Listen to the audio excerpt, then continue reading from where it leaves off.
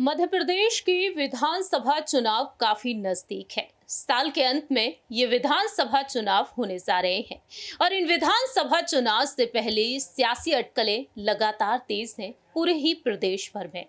जहां एक तरफ दावे किए जा रहे हैं कि बीजेपी खेमे से एक बार फिर से सीएम पद की दावेदारी के लिए शिवराज सिंह चौहान को आगे किया जाएगा, वहीं दूसरी ही तरफ देखा जाए तो पीएम मोदी के चेहरे पर ही ये चुनाव लड़े जाएंगे।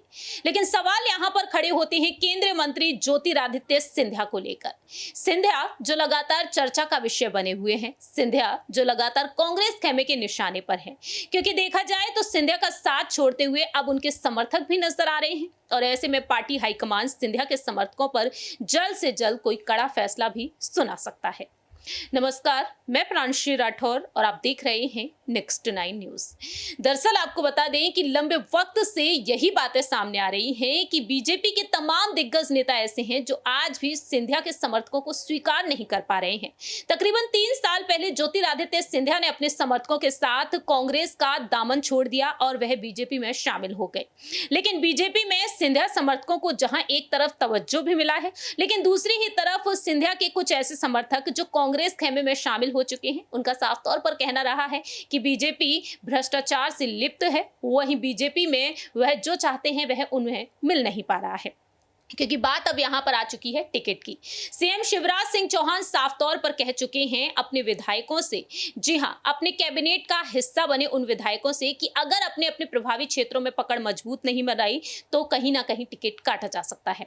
ऐसे में अगर रुख किया जाए ग्वालियर चंबल संभाग की तरफ तो इस क्षेत्र में सिंधिया का दबदबा है और यहां पर बीजेपी नेताओं का कहना है कि सिंधिया समर्थकों को तवज्जो मिल रहा है, ना कि उन्हें तवज्जो दिया जा रहा है।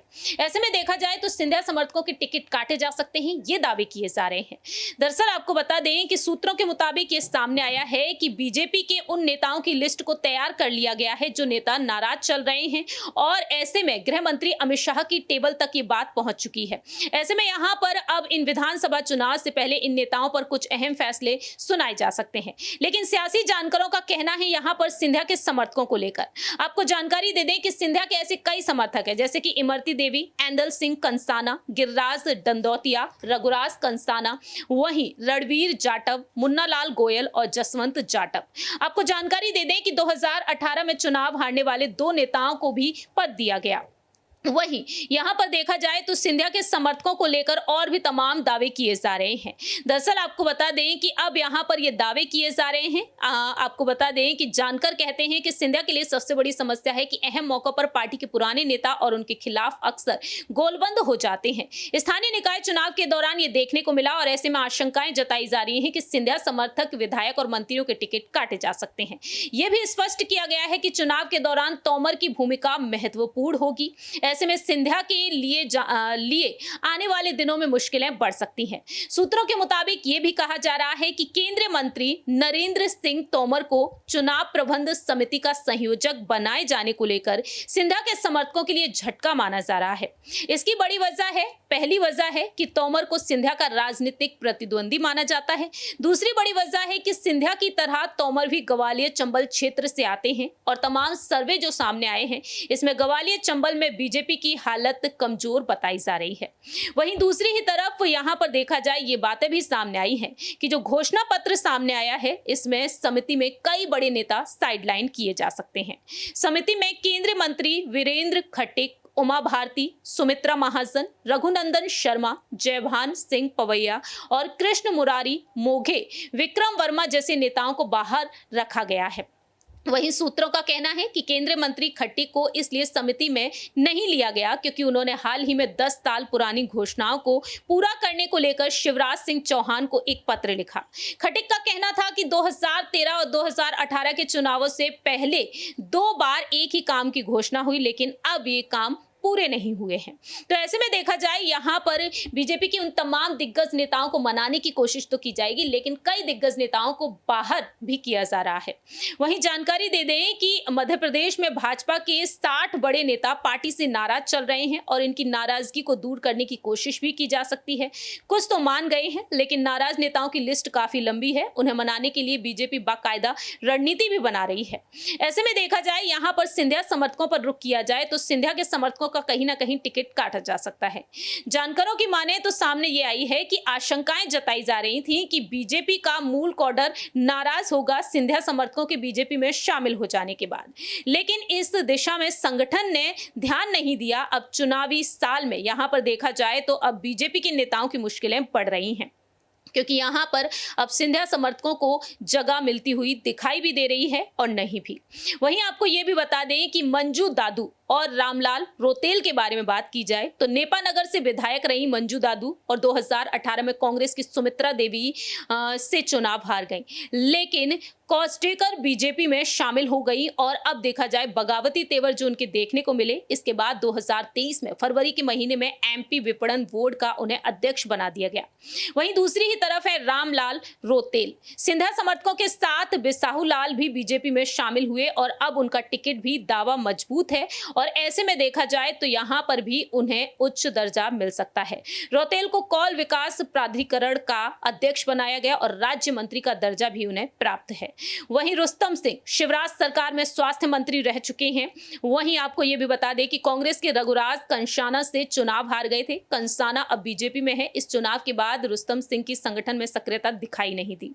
बात यहां पर लड्डू राम कौरी की जाए तो 2018 के चुनाव में अशोकनगर सीट से कांग्रेस के जजपाल सिंह जज्जी से चुनाव हार गए और अब जज्जी बीजेपी में हैं और कौरी सार्वजनिक तौर पर जज्जी के खिलाफ मोर्चा खोल चुके हैं। तो ऐसे में देखा जाए यहां पर टिकट की दावेदारी को लेकर अभी बहस जारी है। केपी यादव हैं, राजेश सोनकर हैं, वीरेंद्र रघुवंशी हैं।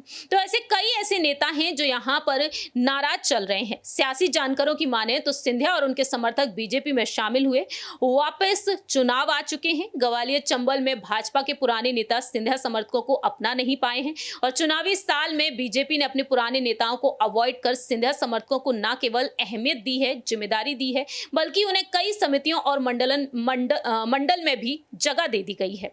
तो ऐसे में देखा जाए यहां पर सिंधिया समर्थकों को लगातार जगह मिल रही है। यहां पर सवाल ये खड़े होते हैं कि ज्योतिरादित्य सिंधिया के जिन समर्थकों को जगह मिल रही है वो समर्थक आखिरकार क्या कुछ करते हुए दिखाते हुए नजर आएंगे 2023 के इन विधानसभा चुनाव में। क्योंकि जानकारी दे दें कि गृह मंत्री अमित शाह के कंधों पर मध्य प्रदेश के विधानसभा चुनाव की जिम्मेदारी है। वह मध्य प्रदेश का दौरा करते हुए नजर आए हैं और बीते कुछ दिनों पहले ही उन्होंने शिवराज सिंह चौहान, ज्योतिरादित्य सिंधिया के साथ साथ नरेंद्र सिंह तोमर और बाकी के तमाम दिग्गज नेताओं के साथ अहम बैठक की।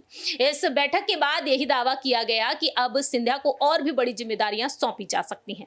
यानी कि सिंधिया पहले से ही मोदी कैबिनेट का हिस्सा है। पीएम मोदी जब भोपाल पहुंचे थे तब सिंधिया को वापस अपने साथ लेकर गए थे।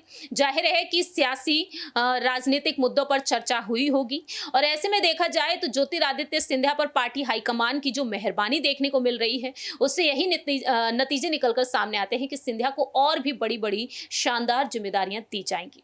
लेकिन सवाल यहां पर खड़े होते हैं सीएम पद को लेकर। तो अभी फिलहाल 2023 में मध्य प्रदेश में जो विधानसभा चुनाव है इसमें शिवराज सिंह चौहान को ही आगे किया जाएगा, लेकिन आने वाले वक्त में अगले 5 साल बाद ज्योतिरादित्य सिंधिया को यहां पर आगे किया जा सकता है सीएम फेस के लिए। राजघराने से वह ताल्लुक रखते हैं और राजनीति में एक जाना माना चेहरा है। तो ऐसे में सिंधिया जमीनी स्तर से अगर बहुत ही मजबूती से जुड़ जाते हैं तो जाहिर है कि जनता के दिल को जीतते हुए नजर आएंगे। लेकिन सवाल यहाँ पर यही खड़े होते हैं, क्या सिंधिया के उन समर्थकों का टिकट काटा जाएगा? आपको जानकारी दे दें कि सिंधिया के 2 समर्थक उनका साथ छोड़कर जा चुके हैं और वह कांग्रेस में शामिल हो चुके हैं। वहीं एक समर्थक उनके ऐसे हैं जिन्होंने भी साथ छोड़ा है। हालांकि ये साफ नहीं हो पाया है कि उनका अगला फैसला क्या कुछ होगा। अब देखने वाली बात होगी, क्या देश के प्रधानमंत्री नरेंद्र मोदी, गृह मंत्री अमित शाह और बीजेपी के राष्ट्रीय अध्यक्ष जेपी नड्डा सिंधिया के उन समर्थकों का टिकट काट सकते हैं या फिर नहीं? क्योंकि उम्र के आधार पर फैसले लिए जाएंगे। गुजरात फॉर्मूले की तर्ज पर यहां पर चुनाव लड़े जाएंगे। जाहिर है कि कर्नाटक में जिस हार का सामना किया है बीजेपी ने, उस हार का सामना वह नहीं करना चाहते हैं। तो ऐसे में कांग्रेस तो कर्नाटक के फॉर्मूले की तर्ज पर यहां पर चुनाव लड़ेगी, लेकिन बीजेपी गुजरात फॉर्मूले को आगे रखेगी। देखते हैं कि बीजेपी यहां पर नए चेहरों को मौका देना चाहती है और सिंधिया के समर्थकों के लिए क्या कुछ उन्होंने विचार विमर्श कर रखा है, ये वक्त के साथ साथ ही पता चलेगा। अगर टिकट नहीं मिलेगा तो आखिरकार उन्हें कुछ और बड़ी जिम्मेदारी दी जा सकती है या फिर नहीं, ये बेहद बड़ा अहम सवाल उठता है। इस खास रिपोर्ट में इतना ही। बाकी की तमाम अपडेट्स के लिए आप देखते रहिए नेक्स्ट 9 न्यूज़।